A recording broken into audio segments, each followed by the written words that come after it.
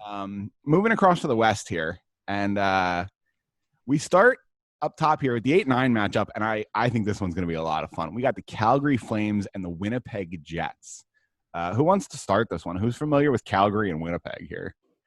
I like the Jets a lot. I follow them quite a bit. Go for it. Yeah. Yeah. Who do you we'll let have Thrash in go. this I was going to say, if anybody else from the rest of our show was going to volunteer, it would probably be me because I sit here all night and watch any game I can get my hands on. All right. Probably, so. Yeah, I mean, I love the Jets. When they first came back into the league, I followed them day one.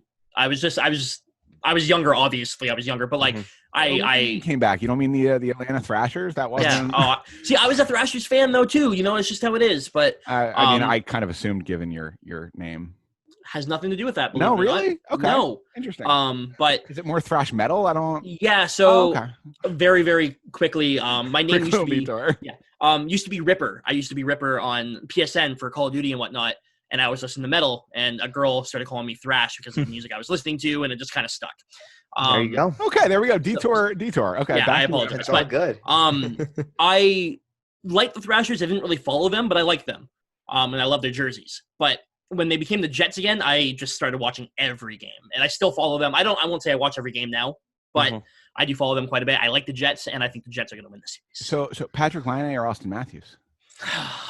They're different players, man. You got a center and a score. It's like comparing Ovi and Crosby. I know, but I know it's the debate.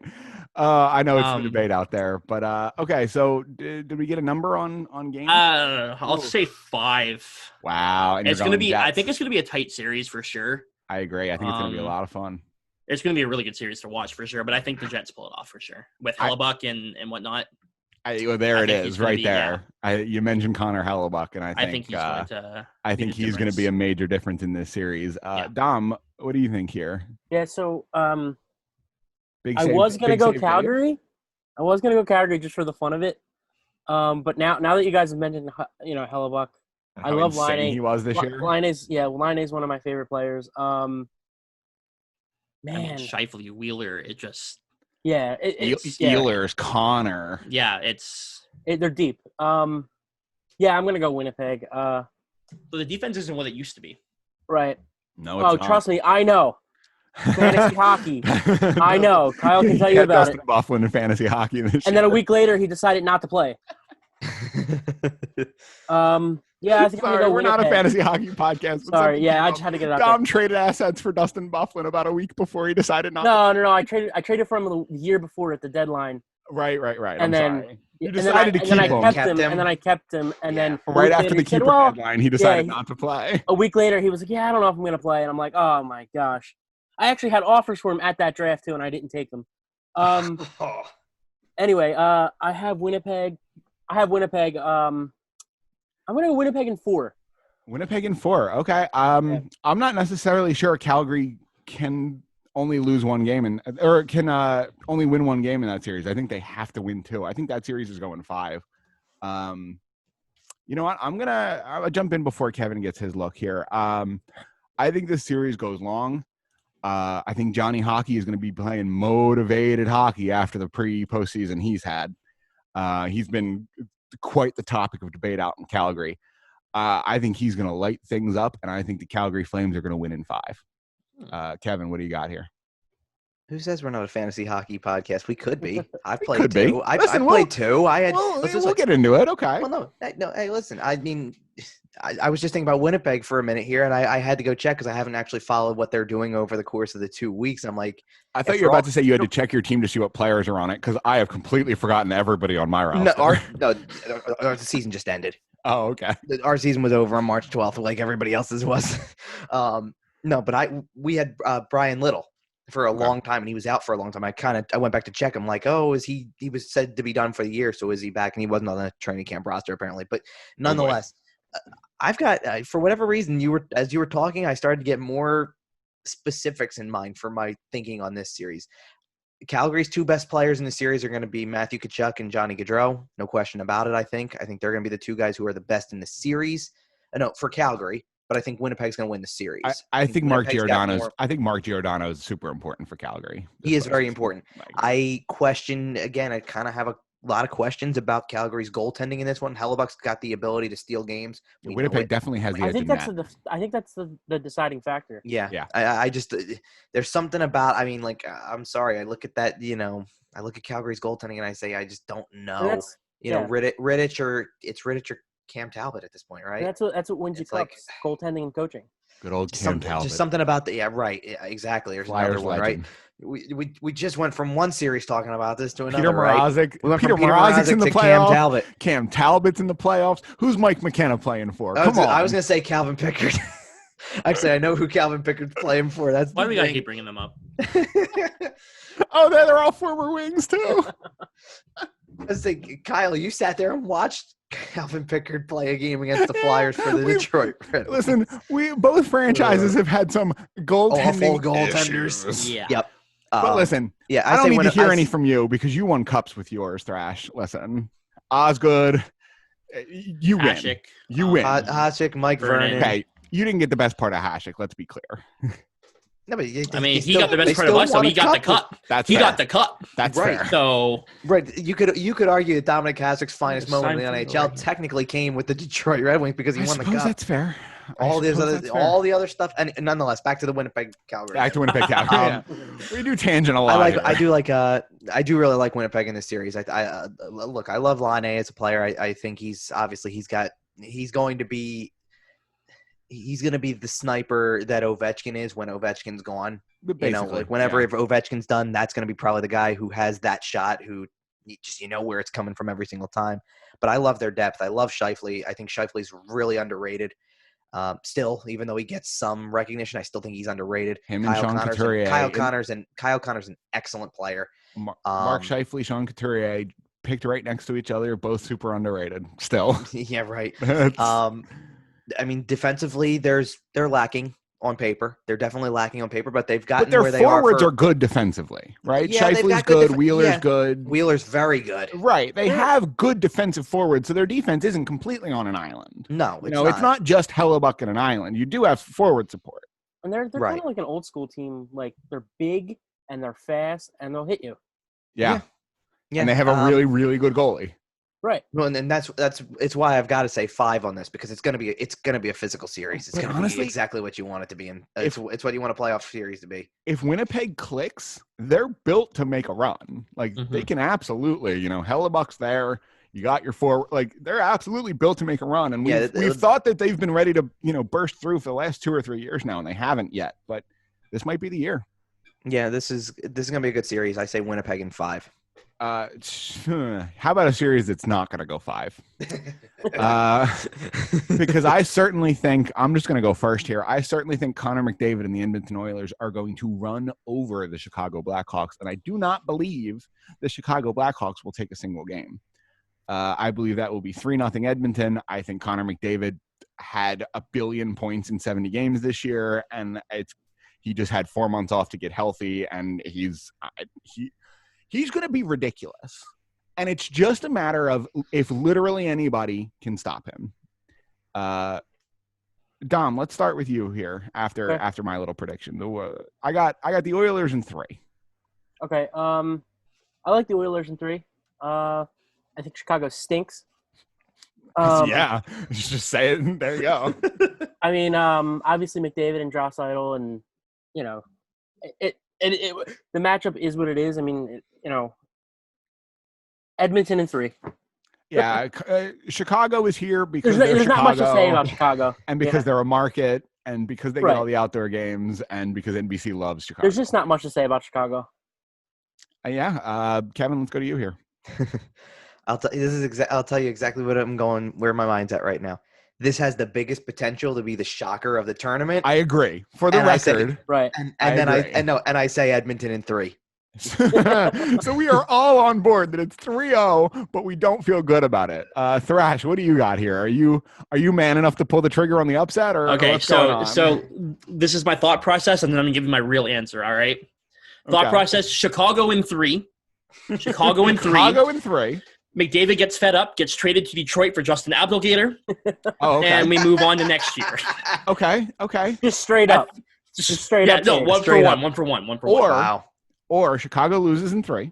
Or Chicago loses in 3 and we Or move I'm on sorry, to the next Chicago one. wins in 3, and then the Oilers win Lafreniere. Yeah, Oh. that's the other X You know what? I'll factor. take that trade though. Do you want? They can have Lafreniere if we can have McDavid. Oh no! I'll take that trade off. Yeah, okay. there Oh, you that's go. how that works, right? Okay.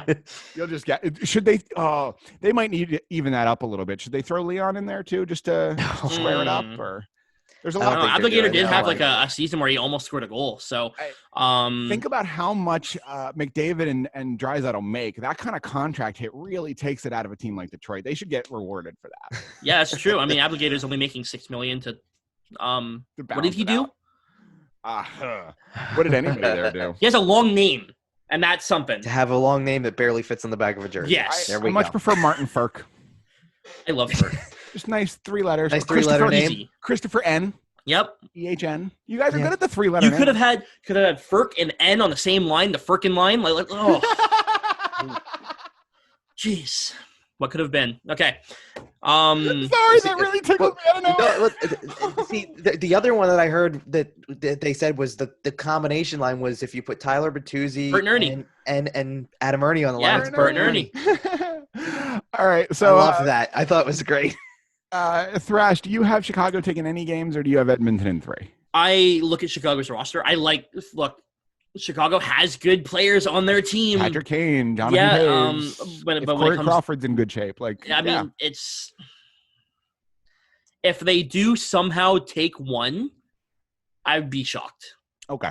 I'm going Okay. Edmonton. In So we all have Edmonton in Yes. 3 here, but we Yeah, all just a little think there's a peer pressure. chance that Chicago just dominates them and steals this series. Got it. Oh, it's definitely it's possible. By the way, Kevin, this is my other 3-0. Mm-hmm. Vancouver over Minnesota is not a series, is it? Come on. We'll start with you here. Like, come on. Vancouver, Minnesota? Minnesota's an interesting one to me. I don't think they have a shot in the series. I think Vancouver's winning the series. I don't think it's a 3-0. I think it's a 3-1 probably. I say Vancouver, and I'm going to tell you Vancouver not for one reason because it's going to be 2 different people, but I say you throw in Elias Pettersson and Quinn Hughes, and I think that those 2 players are going to be really good. Yeah, that's where I'm at too. Thrash, what do you got here? Vancouver in 4, maybe 3.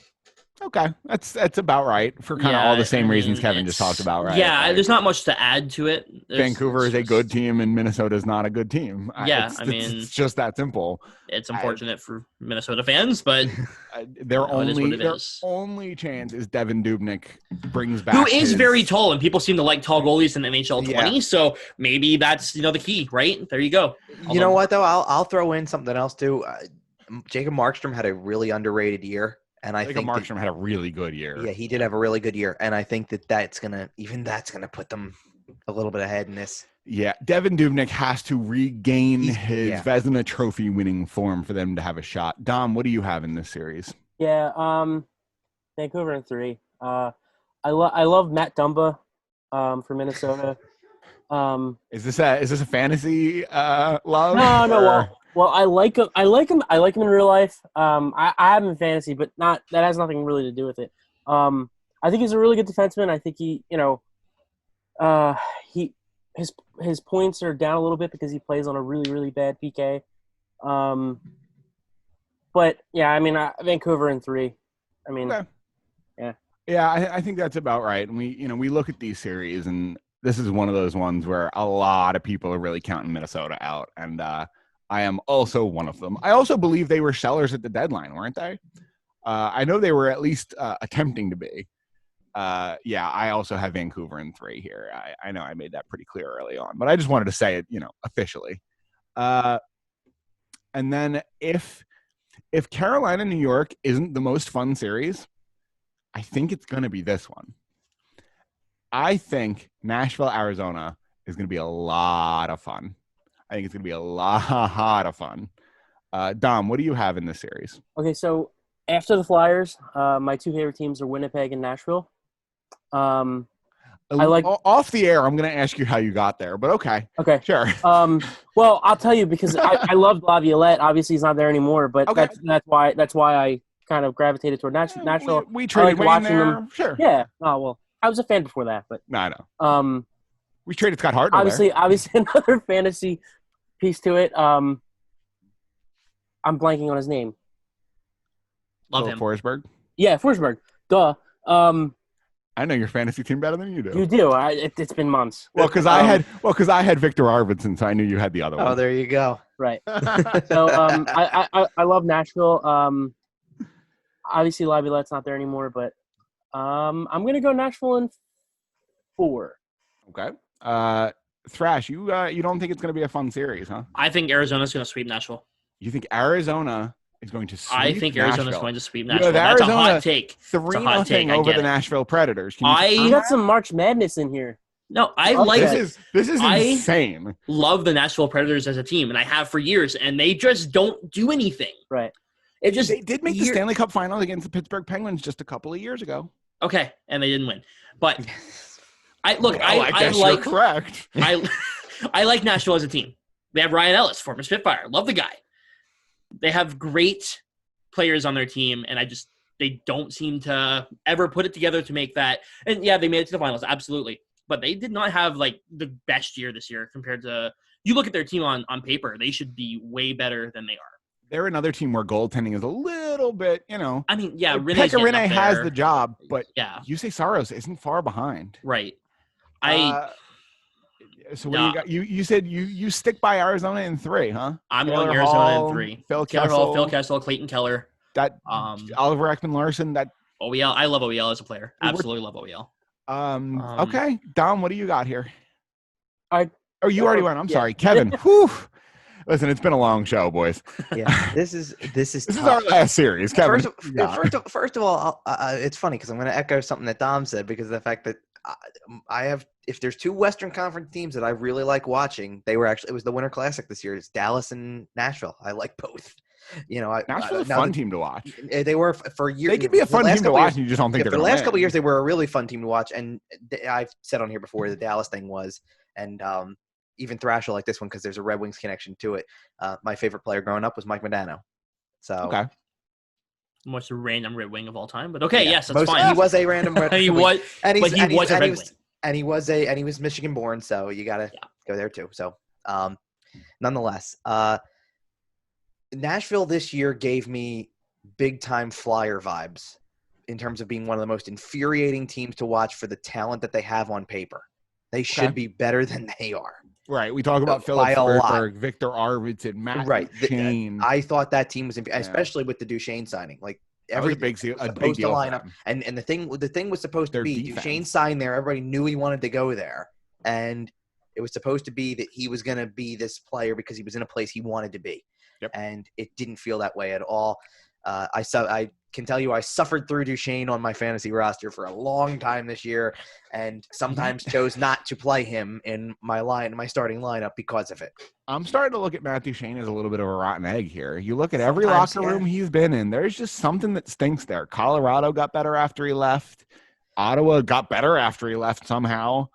I'm not saying he's a bad person. I'm not saying anything negative, but there's something about how he fits in NHL locker rooms that it's just not. Yeah, maybe.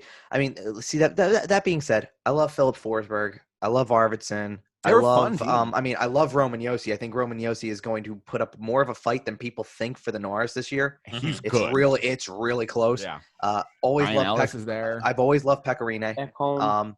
And defensively they're really stacked even after the Subban trade. They're really stacked. Does not get enough love. Ekholm does not get enough credit. You're right. And Ellis is obviously very talented. From a defensive standpoint, Mattias Ekholm might be top 10 in the league. From a defensive standpoint, he's close. He's I think Ellis is even better though. That's the thing. Ellis is even better. I don't think you're wrong. I think they just happen to have 2 top 10 defensive guys in the league. Because Yossi's the guy who is the hybrid. He can do both things. He's a good offensive defenseman, but he is translating really well as the NHL is moving forward. He's right there. And then, but Ellis gives you that balance and still offers that offensive side on occasion. Like he's heaviest shot I've ever seen, Ryan Ellis. Right, he's got he does have a very heavy shot. And that's a team that had Shea Weber not that long ago. Yeah. There's so much that I love about that team. And here's the thing.